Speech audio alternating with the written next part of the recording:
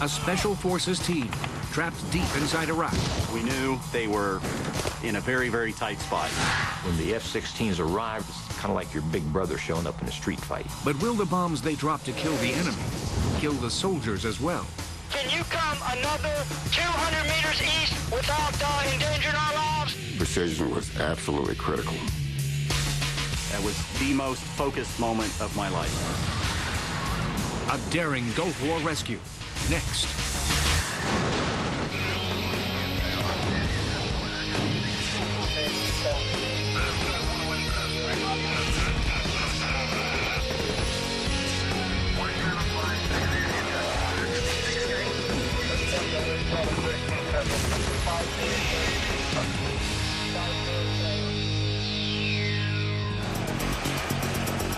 February 23rd, 1991. A U.S. Army Special Forces A-Team is on a top-secret reconnaissance mission deep inside Iraq. We rolled out of the helicopters onto the ground, into the night air.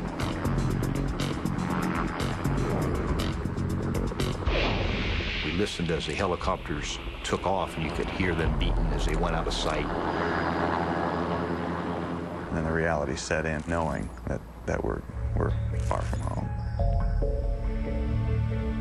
You realize that you're 150 miles inside enemy territory. There are no friendly forces anywhere around. There's only enemy.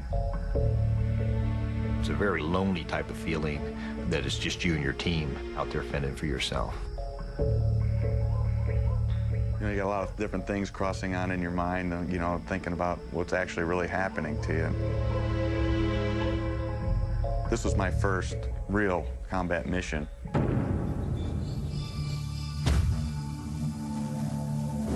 It's the beginning of the ground war in Operation Desert Storm.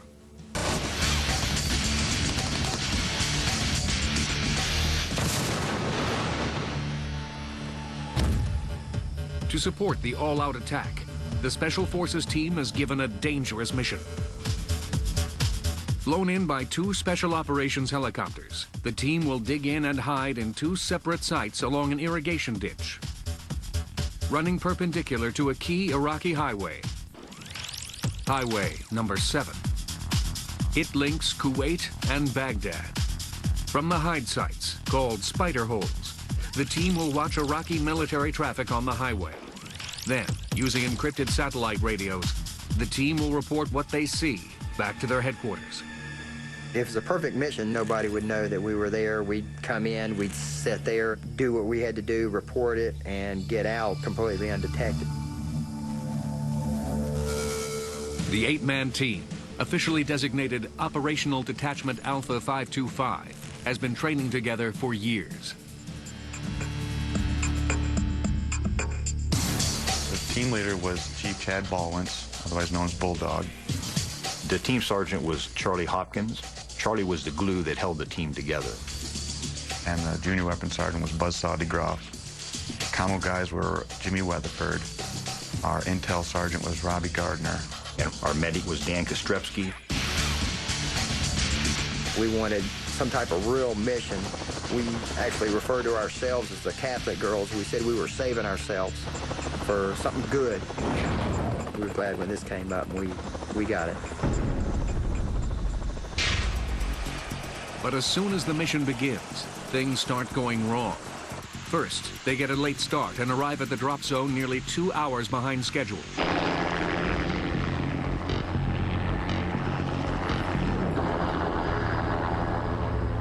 Once the aircraft pulled out of the way, we heard dogs barking in the area. And I told Charlie, I said, hey, those dogs, they're close. You know, dogs mean people. That became the first joke on the ground is like, wow, dogs. We just sat down and listened and took everything in and gave it a few minutes to settle down before we started our movement. Using a GPS device, the team locates their exact position, about a mile from the intended hide site near the Iraqi highway.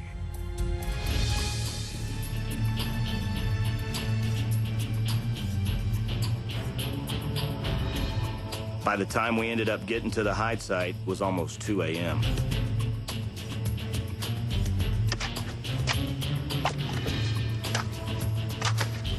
We quickly dug in a site on the side of a canal, which wasn't the best, I'll admit, but it was covered and it was concealed. It provided observation of the highway. We sandbagged it, we covered it up, in what I thought was a very decent job. Personally, I didn't like where we were set up. Daylight wasn't a friend for us at that point.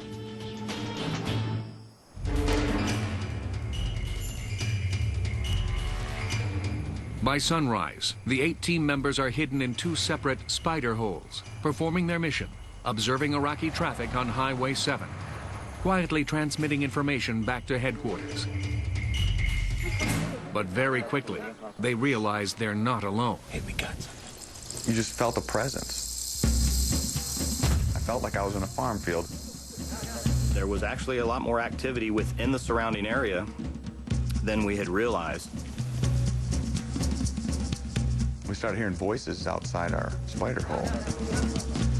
So I was just kind of looking out the spider hole, and 3 kids came by. I guess they saw something out of place because, that's their backyard, their playground. They came to investigate it. They came up and actually peeked into the portal and looked Sergeant Weatherford into his face, and he jumped back. He just turned around, he had that look like, he just saw a ghost. It happened pretty quick. DeGroff and Kostrepsky jumped up. I busted out of the back end of the hole, and I came up, and I had these 2 girls just looking right at me. My face was camouflaged, and I'm over 6 feet tall, and just the look on their face, and it froze me because they were kids, 9, 10-year-old girls, just kind of in shock, just looking up at me. I didn't know what to do. I froze. Bulldog, what do we do? DeGroff and Kostrepsky, they were asking Bulldog, what do we do? What do we do? Bulldog, the 2 little kids, what do we do? It's 9 a.m., February 24th, 1991. An 8-man Special Forces team has barely begun a secret recon mission deep inside Iraq when they are accidentally discovered by children. Sergeant DeGroff and Sergeant Kostrepsky exited out the rear of the hide site with silenced weapons, lowered at the children, turning to me for guidance. Bulldog, what do we do? Bulldog has a huge decision to make. They can capture and drug the kids to keep them quiet, shoot them, or let them go. I had children of my own, about that same age, 6, 7 years old. And I said, Bulldog, we didn't come here to kill kids. So I made the decision, no, we're not going to shoot these children. I just put everything down, and as soon as I lowered my weapon, the kids started running, and I just watched them run. The 4 men in the first hide site have a big problem. They've been seen by the children. Their hide site is compromised. Immediately, they notify the men in the other spider hole. I'm thinking we're in a world of hurt right now, right away. Charlie came down there and he said, well, maybe we can salvage this thing. Let's leave everything that we don't need and lighten our loads, and let's back out of here for a little while. So we moved back to the east, away from the highway, several hundred meters, set up a small perimeter, and waited and watched, and nobody came.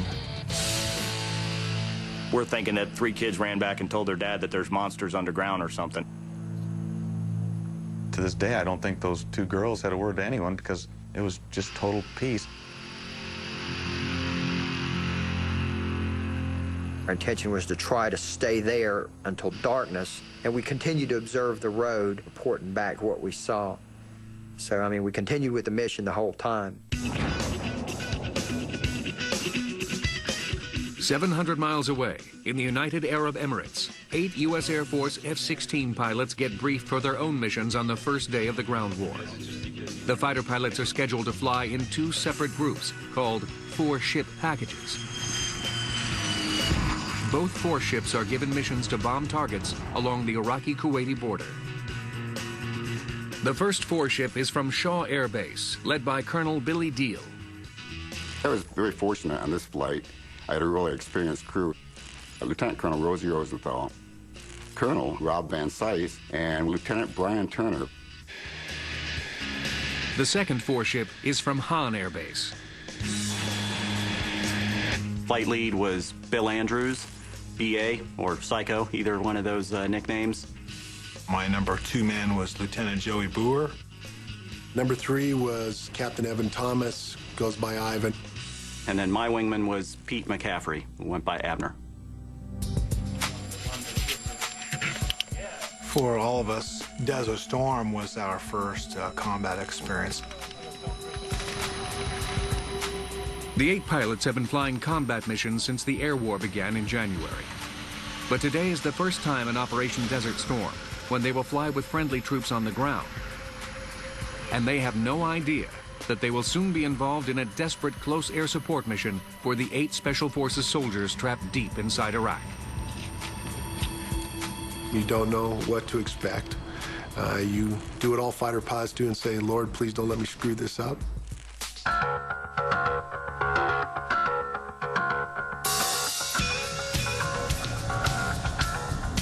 Back on the ground, it's been 2 hours since the Special Forces team was discovered by Iraqi children. The men have abandoned their hide sites and are now in a new position further east in the ditch. They're continuing their mission to observe traffic on Iraq's Highway 7 and reporting back to base. They think they're okay. We set up, and it was a good time for me to take a nap because I had not had any rest from the day before. I remember getting under this big bush, and I just kind of dozed off. A goat walked me up. A goat was nibbling and pulling on my branches. There was a sheep herder or something like that with, I guess, 2 boys. A local herder, an adult, came walking right up to the ditch line where we were at and came right up on us. I mean, and there's nowhere to go. You're in a ditch. I spoke to him in Arabic. I gave him the greeting, Salam Alaikum, and tried to explain to him, hey, we don't mean you any harm, you know, just move on out of the area, leave us alone. At that point, it's like, this might take a turn for the worse here. The gentleman wasn't pleased with our presence, and he took off running. He ran probably about 250 meters down through the fields there, and he took out a pistol and fired it 3 times in the air. And that's what began our show.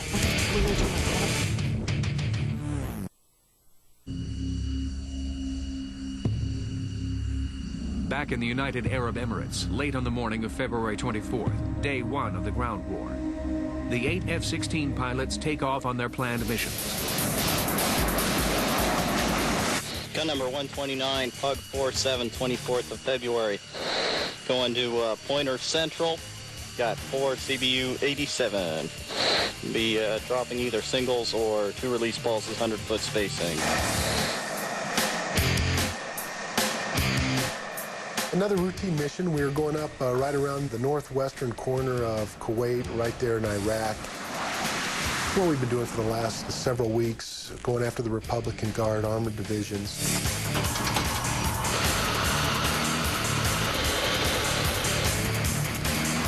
We were carrying cluster bombs, CBU-87. Each jet had 4 canisters, 2 hanging under each wing.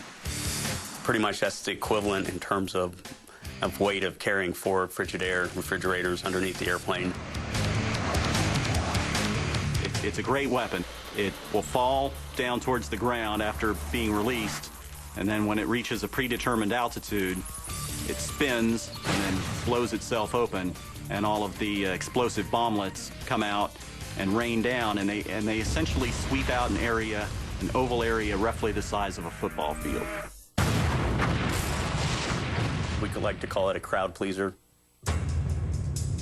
According to the plan, the F-16s will drop their cluster bombs on opportunistic targets along the Iraqi-Kuwaiti border. But on the way, they begin hearing emergency radio transmissions. Suddenly, their routine bombing mission becomes an urgent rescue operation. The greatest plays of the day are generally not the plays that are written in the playbook. This was not in the playbook. Shortly after 1 p.m., the Special Forces team hiding in Iraq observes armed Iraqi villagers and local militia beginning to move toward their new position in the irrigation ditch. People started coming out of the town, coming towards the fields. I believe they honestly thought that might have been some downed pilots or something like that. They were just going to, grab some guns, walk out there, capture the pilots, and be heroes. We started to move back up this canal a little bit. As we moved up the ditch, we came up on some other individuals.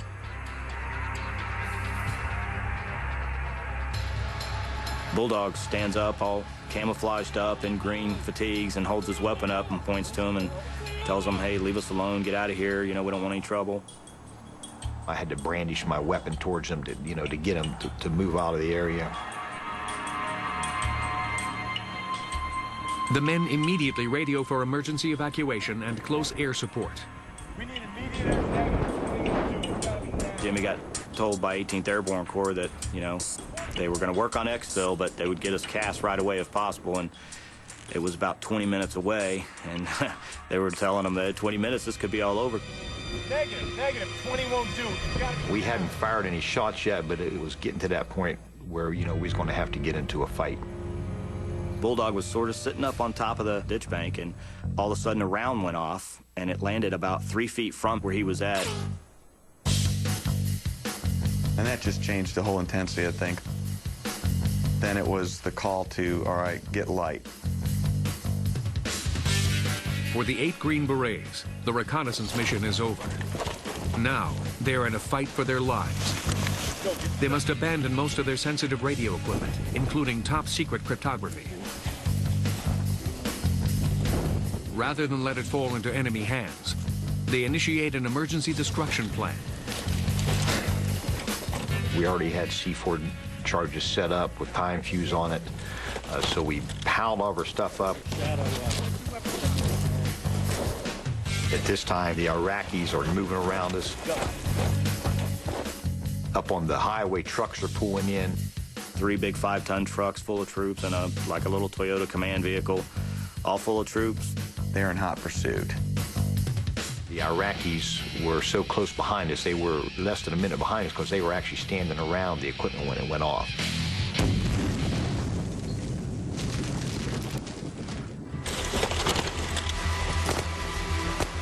After we blew everything, the volume of fire increased a lot. We needed to get out of here. We went further east in the canal, away from the highway, and just basically in a dead-out run. And then all of a sudden, a buzzsaw goes, the ditch ends here.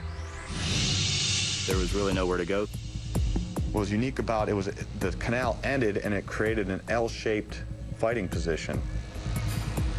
Everybody just moved right to a perfect place. Nobody had to be told anything. We had a great position. We had 360-degree cover around us. We were in the ground that was 3 to 4 feet deep. Nobody still wanted to fire a round up to this point, I think everybody was actually nervous about. We knew once we started pulling the trigger, you're now a combatant in their eyes. Because this was a recon mission, the men are not heavily armed, and they have limited ammunition. A basic load of 210 rounds each for the rifles, 45 rounds for the pistols, and just 24 rocket-propelled grenades. Initially, somebody asked Bulldog, can we shoot back? And he said, no, not yet, we're not committed. And then somebody's like, they're shooting at us. The Iraqis are less than a minute behind us. Close air support's 20 minutes out. There's 8 of us. There's a unit now pulling up that's about 150 or a company-sized element. We come under attack. I gave the order, go ahead and return fire.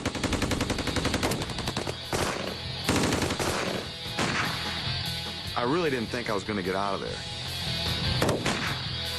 It was a very desperate situation, because they were right on top of us. I came up and I saw this guy probably 70, 80 meters to my front. I was using iron sights on an M16A2. The clarity of how I could see this guy's face caused me to hesitate.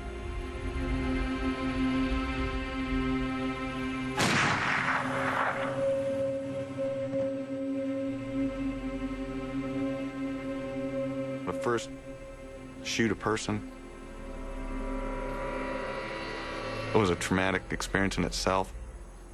You know, as I grew up a Christian, and I never planned on having to kill people. Is it angels or the devil coming after me? We knew we had limited ammunition. I remember telling the guys something like, we're going to really have to fight like junkyard dogs, you know, to get out of this. Is it angels or the devil coming after me?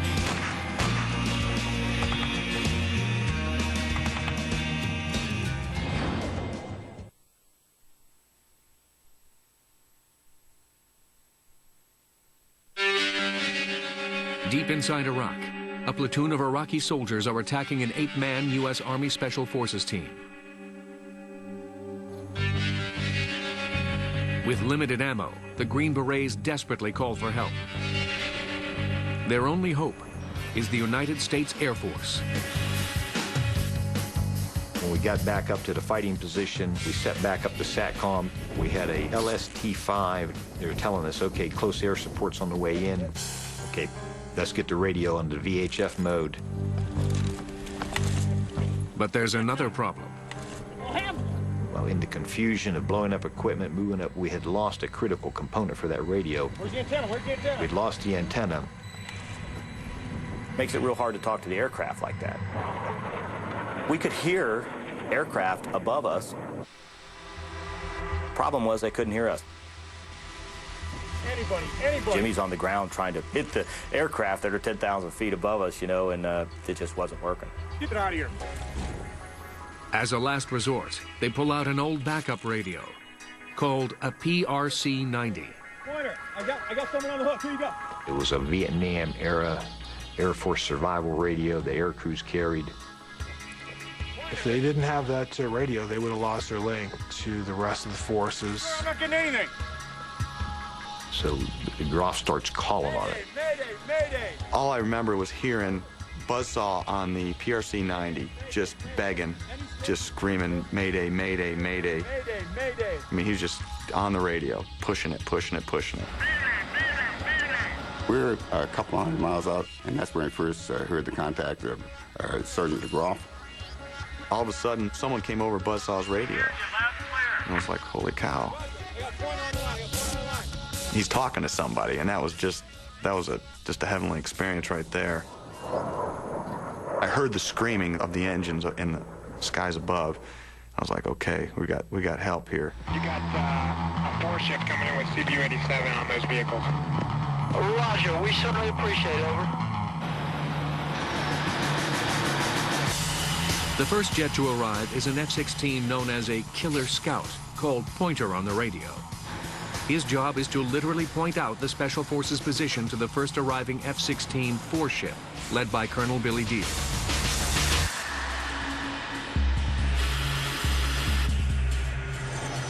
When the F-16s were heard them coming over, it was kind of like your big brother showing up in a street fight. With F-16s overhead, the Special Forces team now has a fighting chance to survive until nightfall, when rescue helicopters can pick them up. But there's a huge problem. From 10,000 feet, the pilots can't see the Green Berets' exact position on the ground. And they're carrying cluster bombs made to destroy tanks. If they drop too close, they will kill the Americans. When we first got over to the area, they were asking us to drop their weapons. I talked to the Killer Scout, and I said, ensure they understand this is danger close. We have CBU-87, not a precision weapon. The comeback was, it doesn't matter. These guys are all over us. Put it down. Now our hearts really start beating. We're going, boy, we're going to have to do this right. When you call in close air support, the very first thing you have to relay is your own position. But if they do not know where you're at on the ground, then, you know, they cannot drop. precision was absolutely critical. On the radio, Buzzsaw uses the call sign guard as he tries to give the team's position to the F-16s. This is guard. Can you see the ditch from your altitude? Over. Looking down, looking for irrigation ditches from that height. It took us a while to figure out where that irrigation ditch was.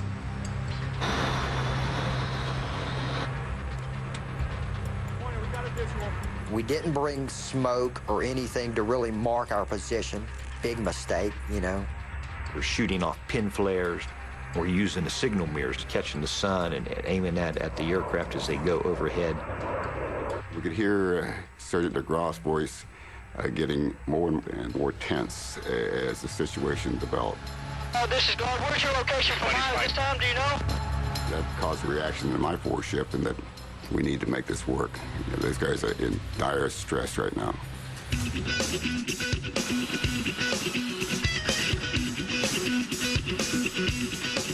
The pilots get a break when they see a number of trucks turning east off Highway 7. On the ground, Buzzsaw radios that the trucks are heading directly at their position.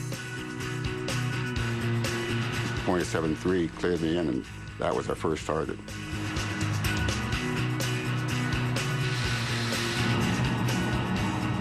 I made one pass, dropped 2 canisters to CBU-87.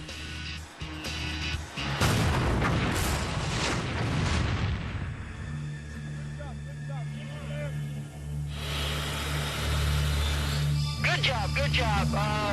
Vehicles are gone. And that was a very motivational moment right there. Guard, Pointer 7-3, it looks like those vehicles are now gone. It was critical that those vehicles went down when they did and took out the ability to bring heavy weapons and mortars on us at that time. The trucks are destroyed.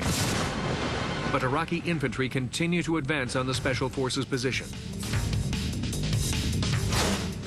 They ask the F-16s to drop their cluster bombs even closer. Danger close. Please drop cluster bombs for personnel, approximately a platoon size element, 500 meters due north of my location. Be over. Okay, understand that due north of your location. They wanted me to hit some Iraqis that were shooting at him from the north. So I made one lap, rolled in, and took out that threat. After that, the problem was the other members of my flight were not able to see that. It's directly to the east of the cars. And so they did not know where to drop their weapons. I'm sorry, but I can't understand where they are here, so I can't drop. As luck would have it, number 4, Brian Turner, came up on the radio and said, I think I know where you're talking about there, boss. And I'd like to be cleared in.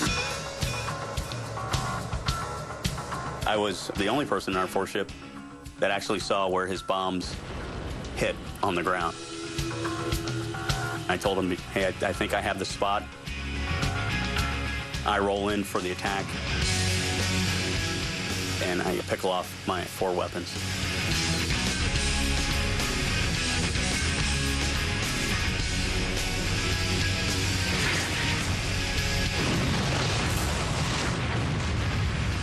That bomb was what got the other guy's eyes on the target. So a tremendous help to the rest of the flight. Now deals number 2 man. Colonel Rosie Rosenthal sees the spot Turner hit and asks to be cleared in to drop his cluster bombs. Looked great.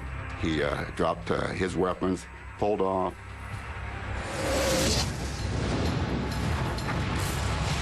When the weapons hit the ground, it was way closer than I had hoped he had dropped. Colonel Deal, you could hear in his voice, it was much closer than he wanted Colonel Rosenthal to hit. Is that where you want me to hit? I hit just to the north of there. I had feared that maybe he might have taken out the friendlies. I'm thinking that Colonel Deal probably thought that that was the end.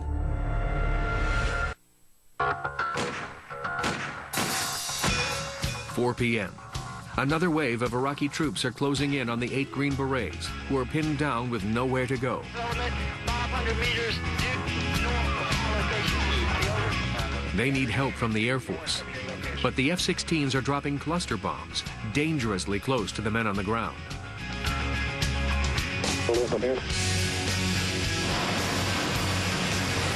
One bomb seems way too close to pilot Billy Deal.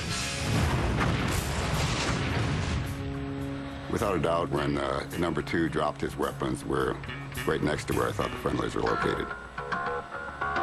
My heart just started pounding there, and we're waiting for them to say something about how the weapons hit. Turned out to be like 10 seconds, but I thought it was an eternity.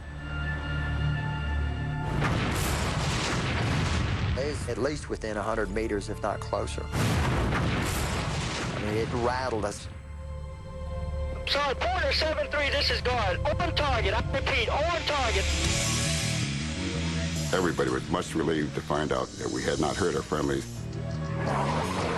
As it turned out later, that was a very effective pass. We didn't realize that the Iraqis were as close as they were to our Special Forces troops on the ground. All bombs away. Let's head on out, King Khalid. Turn point 21 on the nose. Let's go. 7-3. Due south, thank you. Colonel Deal's 4-ship is out of gas and bombs. They have to return to base, even though more Iraqis are advancing toward the Special Forces position. The battle is far from over. In fact, it's getting worse.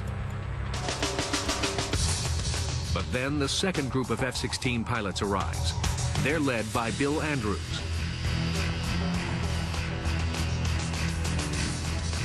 It was at that moment where the weight of responsibility really sunk in.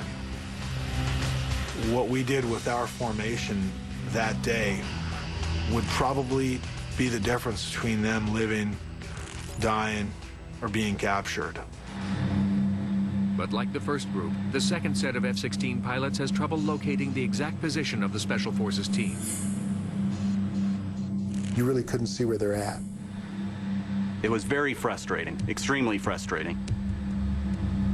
We knew they were in a very, very tight spot. They're taking fire. They were trying everything they could. There was just no way to see them down there. They finally caught me as I circled overhead with a mirror flash where I was able to positively identify where the good guys were.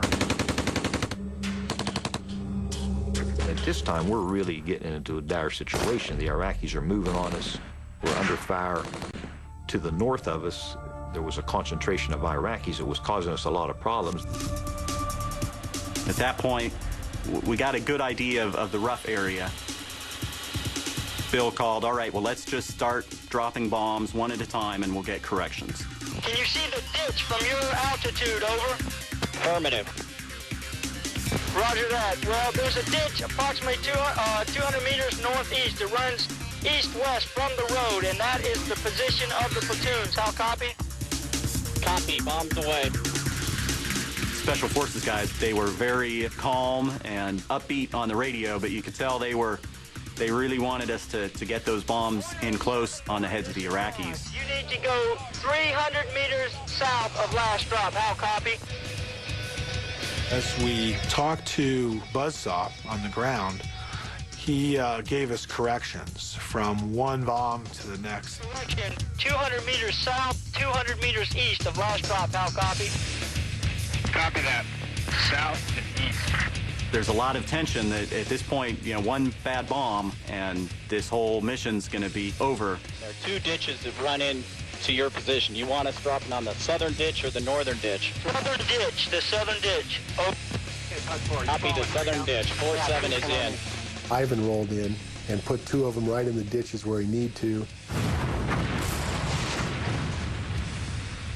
Good hit, good hit. If you would come due east, 300 meters, over. I rolled in after Ivan. I got it. I'm going to nail these boys. I was looking over my shoulder, monitoring my number 4 man, Pete, roll in. It looked like his nose was pointing right where the good guys were. Okay, be careful. East is closer to them. And I watched his bombs go off, and man, I thought they were close to the good guys.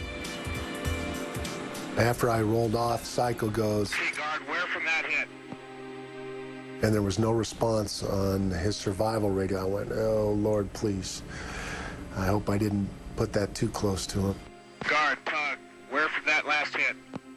I was deeply concerned, big time concerned. It was a heart-stopping moment. There's just the longest pause with nothing from the radio, and none of us are talking. We're just waiting to hear something. And finally, Guard comes up on the radio. Pointer 7-1, this is Guard. Good hit, good hit. We all started breathing again. So now we're all getting really psyched. But they're still asking us to move it in closer to their position. Pointer 7-1, from that last hit, it looks to me as if you need to go 500 meters south, 200 meters east. How copy? There was like a dip in the canal, and I was just watching these heads go by. And I kept telling Buzzsaw, I said, man, I think they're trying to set up a tripod. Which was bad, because they would be able to shoot a machine gun down on us. I remember just begging Buzzsaw, and I remember him pleading with the pilots, you know, to drop that bomb to our north, 200 meters. He asked us, can you bring it even closer? Can you come another 200 meters east without endangering our lives? How copy? That was a cause for great concern because we already dropped them in danger close. Pilots basically almost in a conflicting dialogue. I said, no, I can't bring it any closer. Guy on the ground basically says, well, it's okay, we're hiding under dirt. And so Bill comes back on the radio and says, well, yeah, but these bombs are designed to punch through tank armor.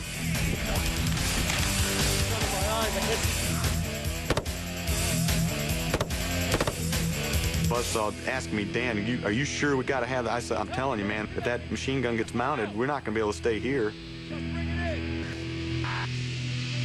Ivan and Pete went in and dropped the last of their bombs into the ditch.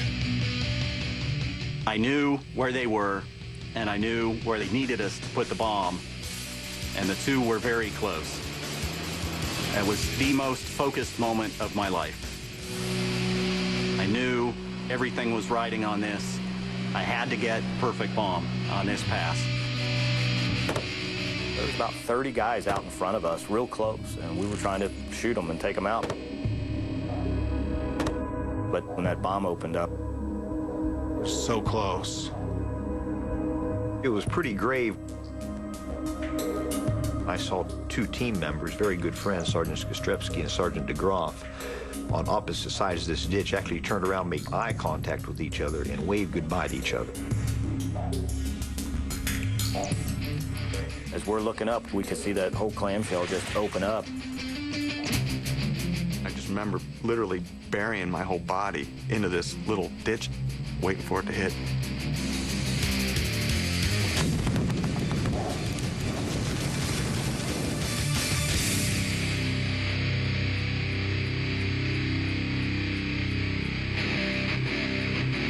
Pointer 7-1, this is Guard. That's the one I've been looking for. Good hit, I repeat, good hit.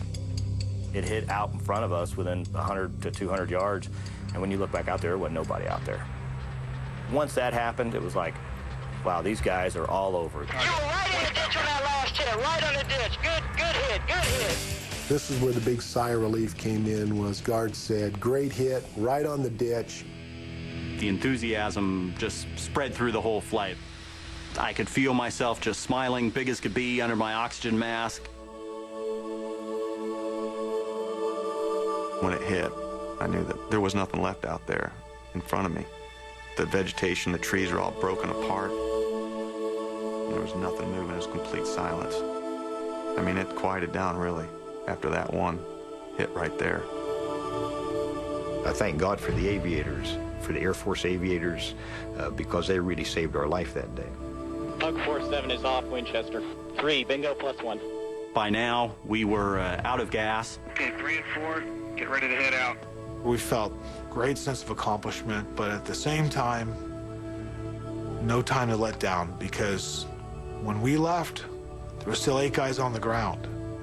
They were still way behind Iraqi lines. So we worried about their status all the way back to our base.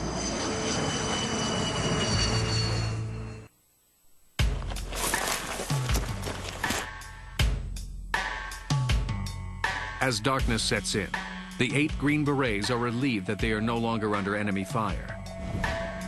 But their ordeal is not over. We knew that the search and rescue aircraft was going to be coming in, so we conducted a retrograde operation where part of the team would move out as the other part of the team provided cover.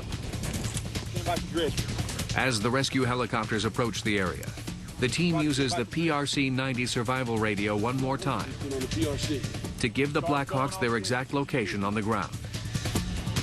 Got it.